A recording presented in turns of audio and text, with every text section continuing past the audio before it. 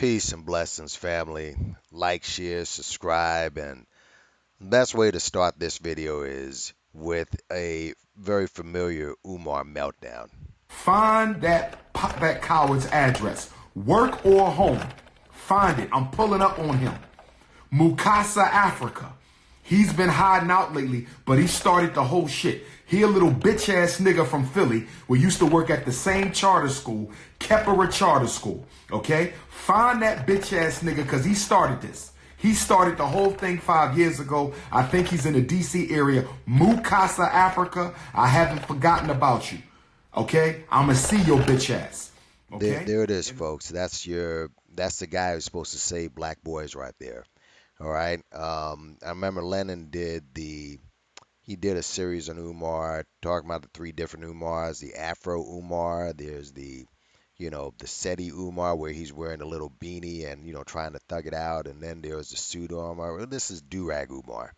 All right. This guy right here, this shit, I saw this and I didn't even think it was real, but turned out that was an actual video of Umar in Africa, I guess, wearing a freaking durag and it's just, you know, these Umarians are just comical. But this is just a prelude video to the review of the Let Me See Your Transcript interview with that guy Albert Lanier that everybody has the fake outrage for. But this was Umar going after a guy named Mukasa Africa Ma'at. Dr. Mukasa Africa Ma'at, a guy who he supposedly worked with. And the point I'm making this is because everybody wants to go after this Albert Lanier guy for writing a expose on Umar, which he basically said what we've been saying for years. Okay, this is why this is fake outrage. Black people have been saying this about Umar for years. But this is the guy who Umar, out of his own mouth, said got the ball rolling. Dr. Mukasa Africa Ma'at. And he wrote an article back in 2015 just to show you how long this went back. Again, Lenon started on Umar in November 2018. Anti-Afro Svengalis started in 2017. This guy started way before then, and there were people, when I was on Max V's panel arguing with some of those clowns, but this one lady who's from Delaware, she was in Umar since 2009. So this has been going on a long time. Now, keep in mind, this article, I'm going to read the whole article, but he breaks down 10 different facts about Umar. When you listen to this article, he's not saying anything new, all right? But here's what this article is going to highlight. It's going to highlight that everything that we've been saying about Umar is true. It's going to highlight that he's been doing this for years. And it's going to also highlight how pussified Umar's detractors are. All right? Dr. Mukasa Africa, look him up. I'll even leave the link of his YouTube channel in there. But it shows you these guys don't want any smoke. There's a term called crazy like a fox. Simply means you're crazy, but you know who to get crazy with. You know who to fuck with. And they want no smoke with this dude. But this is the guy that literally got the ball rolling. And, well, I guess he kind of got the ball rolling, but this has been going on, like I said, since 2009, maybe before that. But he wrote this article in 2015. So, let's get started. Evidence and facts versus fraud and deception. Umar Johnson, suspicion and unanswered questions. We are living in the new age where leaders are being made by social media. Black leadership has degenerated from the pre-social media generation of great scholars such as Dr. John Henry Clark, Dr. John G. Jackson, Dr. Ivan Van Sertima, and others. Today, someone can take an idea of a school that never becomes a school and push that idea on social media and become more well known than someone like Dr. Anyim Palmer, who founded the Marcus Garvey School in Los Angeles in 1975, or more respected among sadly uninformed masses than someone like Marva Collins, who founded the West Side Preparatory School in Chicago, also in 1975.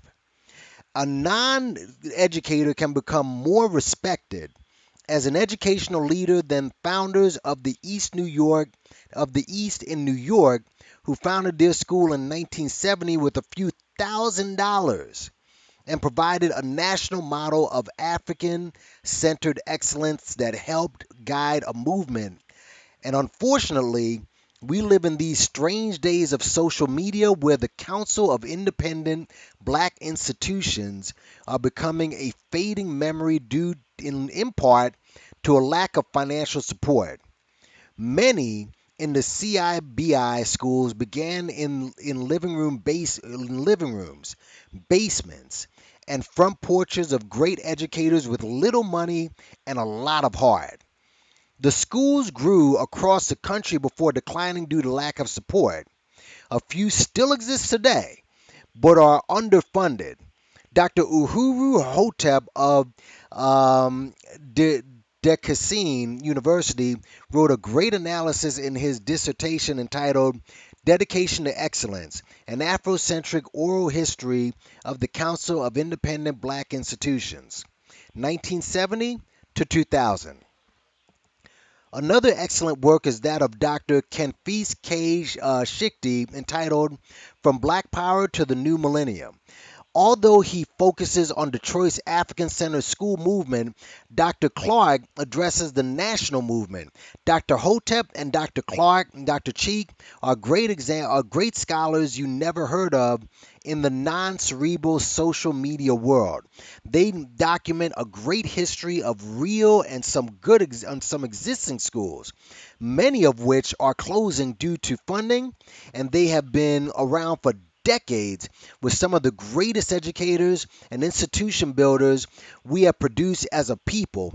Meanwhile, this is occurring. While this is occurring, a charlatan calling himself the Prince of Pan Africanism, with only an idea that he is pawning off is given hundreds of thousands of dollars without any school, while he makes a mockery of the often profane caricature of a movement to which he defames. Let us consider some facts and evidence about Umar Johnson. Fact number one: Umar Johnson has become a professional fundraiser. He has a deadline of August 21, 2014 to purchase St. Paul. Well, he had a deadline of 2014 to purchase St. Paul's College without a clear operational plan, staff, potential students, and other necessities for a school. Sound familiar? The projected fundraising goal was $5 million. The goal was not achieved. What most fundraisers do is either go to a plan B of using the funds for another projected goal, extending the deadline, or returning the money at the option of donors.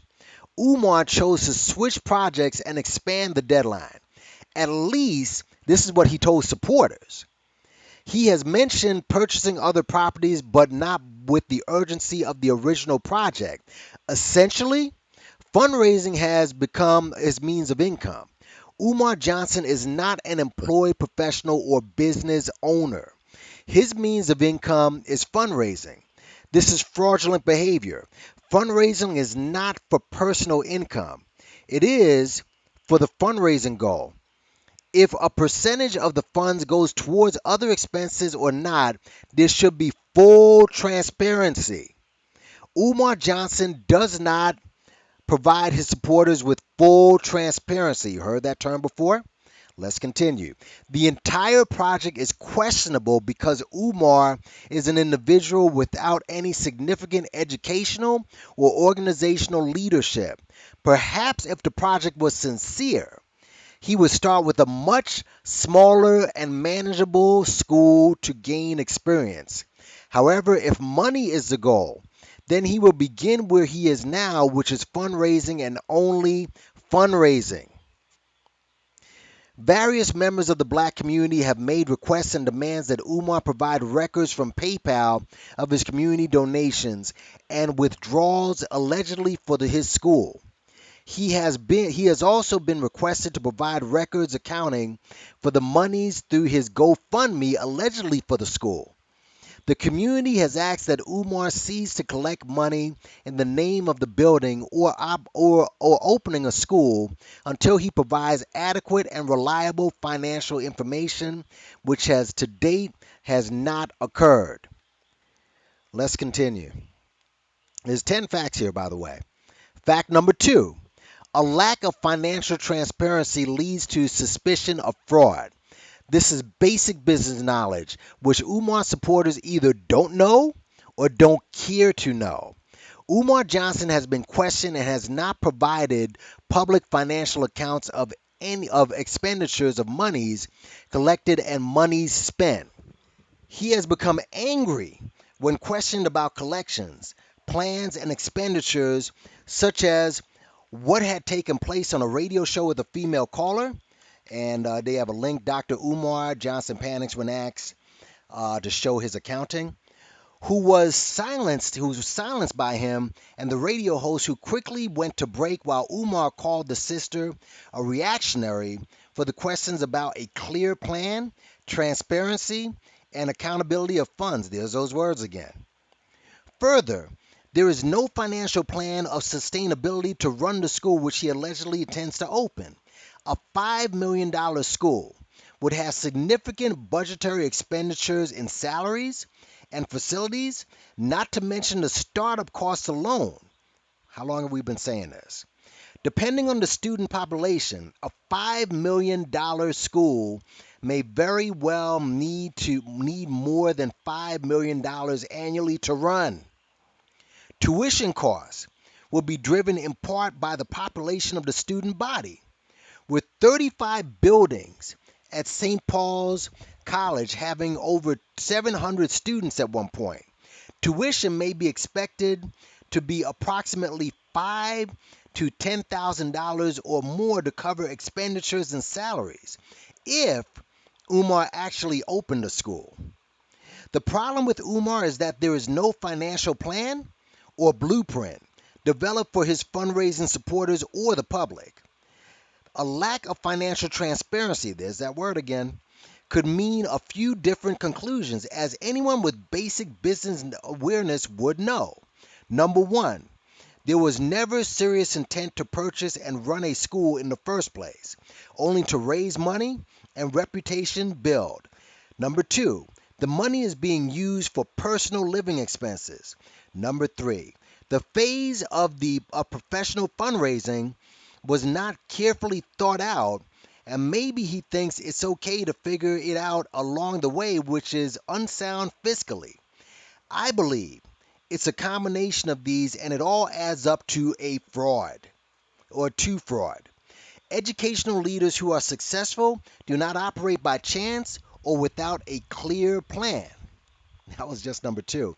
Fact number three, there is and never have been a board of trustees, consultants, or advisors. Umar Johnson does not have any experience as a school administrator or leader, but he said he does. He did how many times? He is a professional speaker who makes a living from speaking.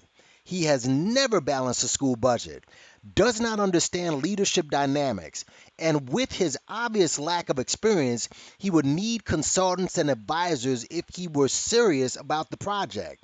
He would further need a board of trustees, which he does not have. The board would provide governance and checks and balances. A board would have a president, vice president, treasurer, secretary, and members with expertise in various areas. Consultants and advisors will provide guidance, questions, and insight based on years of experience and accomplishments. Why not have these people in your corner with such a project? Unless, one, Umar only wanted to raise funds for personal gain, or two, he wanted popularity instead of achieving a goal. Before I go to fact number four, didn't I say that it seems he just wants to start a cult as opposed to starting a school? Everything sounds like where we're at now, doesn't it? Fact number four. And with this, he has a disclaimer and apology for this article. Again, this article is updated. An apology is extended to our global readers. It was previously cited as fact that Jermaine Shoemake, aka Umar Johnson, had without a doubt earned his doctoral degree from our research team's investigation. However, that information is not factual. There is no undeniable information to date that Jermaine Shoemake, also known as Umar Johnson, earned a Doctor of Psychology, which is the PSYD, which you see by his name all the time. There is evidence that an Umar Johnson earned this degree, but evidence shows that was not Jermaine Shoemaker. The research team, led by the excellent sister Chantal Beatty in this area, which is Philly, has turned up evidence that there is possibly two different people. There is verified evidence that someone named Umar R. Abdullah Johnson, wow, earned a Doctor of Psychology in 2012. Individual is an Arab and married, and Jermaine Shoemaker is neither. To date, there is no evidence that Jermaine Shoemaker, also known as Umar Johnson, the public speaker, earned his psych degree in 2012 or any other year. No degrees or transcripts have been provided by him. Umar Johnson, also known as Jermaine Shoemake, has not provided proof to date that he is Dr. Umar Johnson or that he has a Doctor of Psychology. The only evidence of an Umar Johnson receiving the degree is from 2012, years after Umar in question began calling himself Dr. Umar Johnson.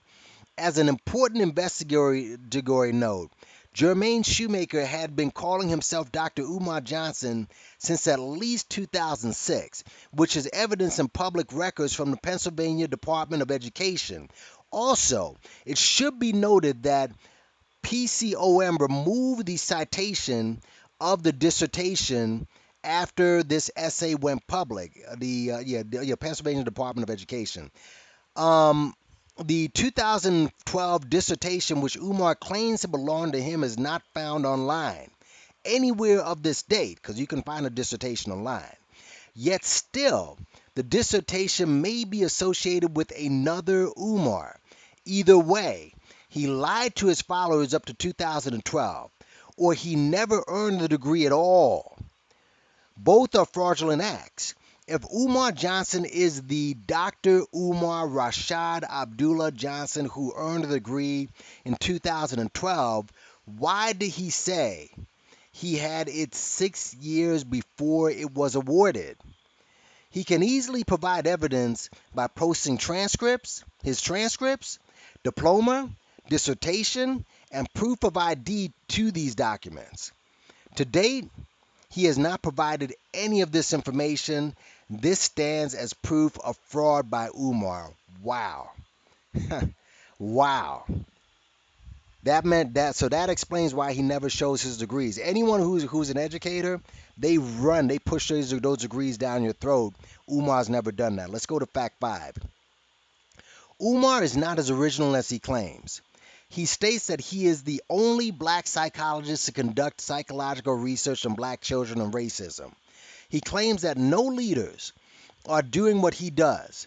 He is, in essence, discrediting an entire movement for his own purpose of reputation building. Umar states that he is a certified school psychologist and certified school principal, and he has a private practice in Philadelphia, Pennsylvania, where he evaluates children for special education disability determination. He allegedly works with charter schools, public schools, superintendents, principals, special education attorneys, and advocate groups. He states this although he was banned from speaking at a Philadelphia high school in 2016. He has also been canned at universities and other events. Umar states that he has written the only book ever written by a black school psychologist. This claim is fraudulent. Black psychologists have produced a body of works for decades. Some are Dr. Amos Wilson, Dr. Bobby Wright, Dr. Naeem Akbar, Dr. Wade Nobles, Dr. Francis Cress Welsing, and many others, none of whom have ever cited or even mentioned Umar Johnson. Fact number 6. Umar has not proven that he is related to Frederick Douglass. This has been proven over and over, but before Umar became popular throughout the country, he became well known locally in the city of Philadelphia as a descendant of Frederick Douglass.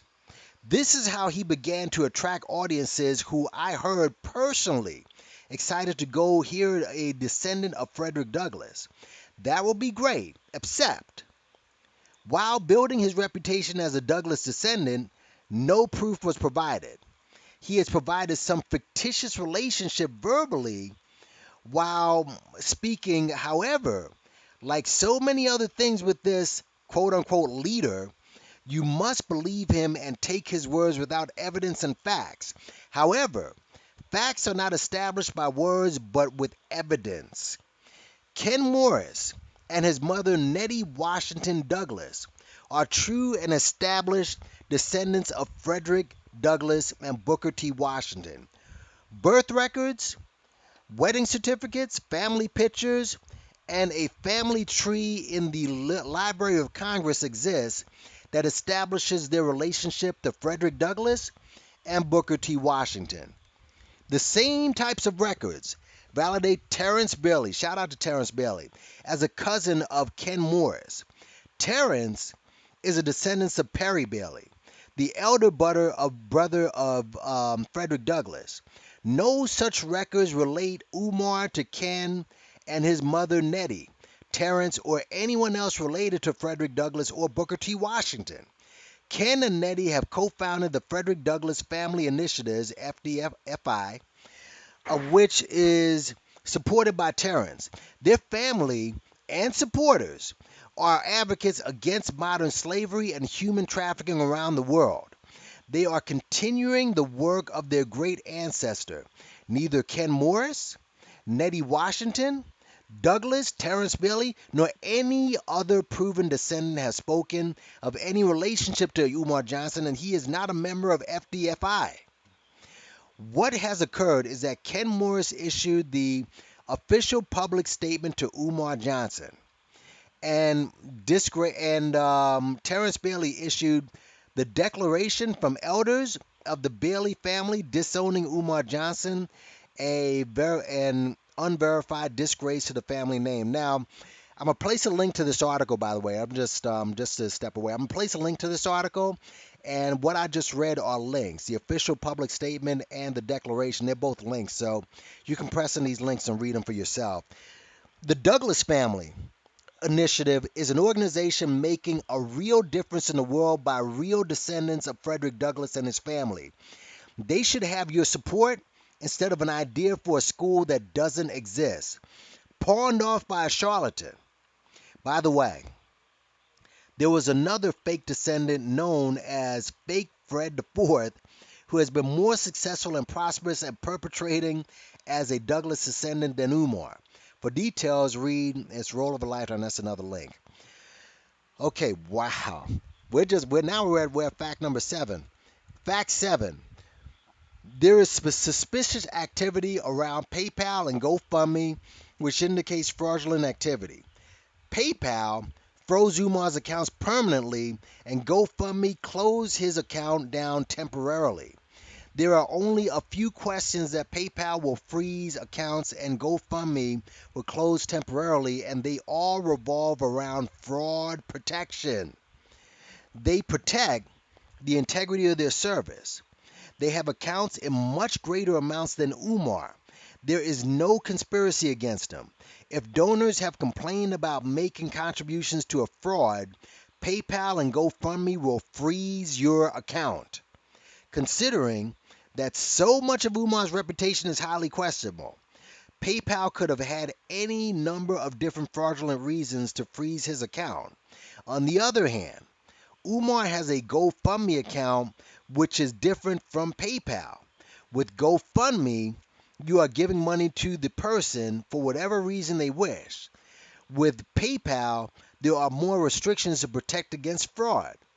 Umar's PayPal was frozen for all the reasons that PayPal freezes accounts: suspicion of fraud and actual fraud. So basically, when people say that Umar only raised $750,000, all right, clearly he was getting that from other areas as well. $750,000, I believe that was from GoFundMe. But he also had PayPal. He had other people were mailing shit in. So yeah, he could have raised 2 million or more. Fact number 8. Umar has poor character. The fact that Umar and Kim Ringold were involved with each other is their business. And as I've been saying all along, they were two consenting adults. His character comes into question because he blamed her for the loss of a large donation from an unnamed NBA star when the internet became active around their involvement with each other. He didn't give the identity of this NBA star, leading many to believe that he was simply a diversion tactic because Kim Ringold was a stripper. It should be noted that he called Kim Ringold several very disrespectful names not mentioning. Regardless of Kim Ringold being a stripper, as brothers, we should try to uplift our sisters instead of putting them down. His actions were not those of a leadership or a man. Now, I was on the chat and I've spoken to a couple of Umar's flunkies, and understand something. You can say what you want about this stripper. Umar chased her. Understand that. Umar chased her, and he chased her. They're blaming her for him chasing her. You think about that. So let's move on. Umar is extremely disrespectful. When complaining about how much money was not raised, he stated, trifling ass black people, you remember that one, didn't give him enough, and if anyone didn't like what he said, it could be handled outside. I mean, all of this is just, you see the patterns here. Educators and leaders of our people do not speak like this about our people being trifling because he didn't get enough money and taking it outside to fight if you don't like what he said. On another occasion, he told a brother who disagreed with him in Texas to knuckle up, bitch. I didn't know he said that shit. he he he had problem. He has had problems with paying his own child support. Mostly recently, he had a video rap meltdown with a fake tough guy phone call that was sorry, that was a viral embarrassment. This was not how great leaders behave and talk. This is how irresponsible and insecure men just conduct themselves. Holy shit. Oh my God. Fact 9. Umar gives selective information to his donors. He was supposedly the principal of a charter school but suddenly resigned. He didn't give the name of the school or why he resigned. See this again. We've been asking what school is this? Why? Kim Ringold supposedly prevented him from receiving a large NBA donation, but he did not give the NBA player's identity. Why? He states that he is related to Frederick Douglass, but he didn't provide any records. Why? He states that he has a financial plan, but it's not made available. Why? He claims that he has several degrees, which he can easily prove through posting the transcripts or posting the degrees, but he does not. Why? He claims that to have principal and psychology certifications, but does not provide these to his followers. Why? Umar has not explained why his PayPal was frozen or his GoFundMe temporarily shut down. Why? He can give documented reason from PayPal and GoFundMe by posting to his followers. Why hasn't he? Considering the pattern of selective information, the pattern of suspicion and deceit, a very a very reasonable conclusion can be drawn that Umar is extremely dishonest, perhaps even pathologically and chronically dishonest beyond his own control. If he is pathologically dishonest, which can deduce from all the above evidence, he is by an insecurity to fulfill illusions of grandeur from his unquestioning, uncritical, loyal followers willing to defend him even in the face of logic. That's the circle jerk crew right there. Fact number 10. From all the available facts above, a reasonable conclusion, the only logical conclusion that could be made is that Umar is a fraud who is deceptive or even pathologically dishonest and fueled by illusions of grandeur, partially encouraged by non critical followers. He seems to suffer from narcissistic personality disorder. The fact that he is articulate and has followers is not to his advantage. He would not defraud people of money and possibly create legal problems for himself if he didn't have an audience.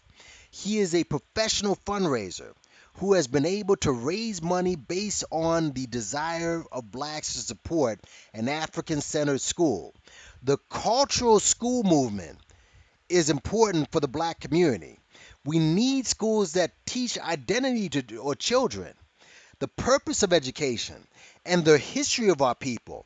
Supporting a fraud campaign will only deter people and divert resources from meaningful causes such as the CIBI or independent African centered schools. With Umar being taken with any depth of seriousness, will make any and all cultural movements for blacks look comical. In conclusion, Umar has been able to platform himself into the national lecture circuit with false claims around his ancestry, fake credentials, and a fundraising mission that has failed. Umar's reputation will become a shadow in the near future. However, other fraudulent leaders, culture pimps, and religious shysters will continue to take advantage of people with good intentions, willing to support a righteous cause, but desperate for leadership. We have schools and businesses that need support from our people. Such fraudulent campaigns can be disheartening to many and even turn away from supporting needed causes. Community support is much needed. Unfortunately, insincere campaigns can become distracting and wasteful of potential and resources that can truly benefit our community. And that's the danger with Umar. He really put a black eye on the game here. Let me continue. There are any number of informative critiques on Umar Johnson by informative and insightful authors, scholars, and activists. I would recommend for an initial read of Deborah Cooper's. See, these are links in the article. I'll leave it down there. But when you press the article, you can just press these links. Deborah Cooper's Unanswered Questions About a $5 million School for Black Boys, and Agay Tihimba's Open Letter to Brother Umar Johnson Concerning Your Plans for a New Boys Academy. Also, those seeking honesty would read Inside the Conscious Stripper, Umar Johnson Scandal, Leadership Roles, and the Black Man by Kim Reingold. There are interesting video critiques, but I would recommend for initial views are The Advice Show, which is entitled Dr. Umar Johnson Exposed Himself as the Hotep Hustler. And another one by Boyce Watkins' channel says What Happened to Dr. Umar Johnson's School by Maria Lloyd. To not question leadership, particularly fraudulent leadership, is ignorance and betrayal. By the way, just to stop there, that's a quote by Dr. Amos Wilson. He said something similar, if that's not a quote, but he said that. Ignorance and betrayal. Since originally publishing this essay, I've done two other works on Johnson. Number one, Who Taught Umar Johnson How to Pimp Culture? Hidden Colors, Tariq Nasheed, and His Greatest Hustle. And number two, A brief note to the black community: Umar Johnson is neither a leader or a scholar. And that's it. And then it says, I'm reminded of Pastor Creflo Dollar and Pastor Leroy Thompson under plushy carpeted stairs in their church in expensive suits, nice shoes, Bible in hand, and shouting incoherently as they ran through waves of money given by the congregation. I remember that one. As a people, we must place insight before involvement, education before indoctrination, and never, ever suspend critical thought and analysis. I'll end this with saying, as long as there are fools with money, they will lose it to someone else who will take it. Wow. That is from this article, Evidence and Facts of Fraud and Deception, Umar Johnson's Suspicion and Unanswered Questions. I will leave the link in the description. The man's name is Dr. Mukasa Africa Ma'at, the guy who supposedly started it all. So I don't know why people are going after the people. Well, I know why. I mean, first of all, this guy's out of Philly. I'm gonna leave a link to his YouTube channel. He's very easy to find. And interestingly enough, the main Umar supporters are out of Philly, but they won't say anything or step to this dude because, again, crazy like a fox. Okay, completely pussified. But they try to bully tactics with people they think they can handle because that's what Umar does. That's what their daddy does. So of course, they're not going to roll on them. I'm not asking them to do it, but I'm just demonstrating what you're dealing with here. So, again, this is old hat, and people, what he said is what people have been saying years prior. So, I'll get into the other stuff later with Albert Lanier and let me see your transcript, but I'll just leave you with another gem from the man who's supposed to save the entire black diaspora. Fuck court. Fuck the court. I want Mukasa Africa's address. I'm gonna find that little bitch. And there you go. Like, share, subscribe. Peace and big up on yourself.